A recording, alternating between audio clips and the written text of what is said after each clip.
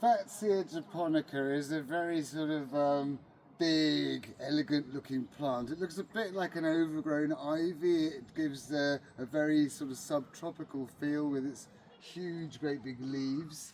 But it is very tolerant of frost. It's very hardy. It comes from Korea, Japan, parts of China, Taiwan, and it's quite common in coastal forests. So it's like an evergreen under canopy plant. In gardens, it can seed to itself to enormous proportions and become quite invasive within a garden, but it's not considered invasive outside of a garden setup. So in a garden, it sort of just seeds itself, it takes over a little bit, but it does like growing in the shade of trees.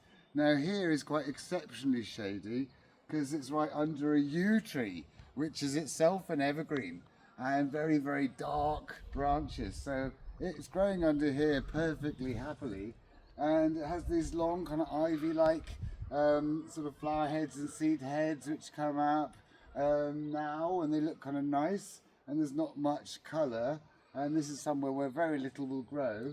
And if you look there, it's about 15 feet, I suppose, and you can see how it sort of trails off and the branches root themselves in and it can spread itself that way. But I mean, they do like growing in places where not so many things will grow.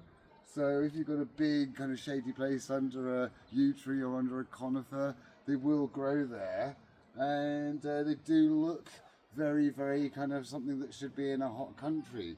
I mean, tropical plants you usually see with these huge leaves, and they're sort of a bit kind of different colour underneath. And they're a very kind of elegant looking plant that looks like more like a house plant than a garden plant. But yeah, they are a little bit hard to manage sometimes. You've got to keep on control of them, because otherwise they can take over large parts of your garden and the seed themselves. So yeah, can't eat them or anything, but they kind of look very interesting.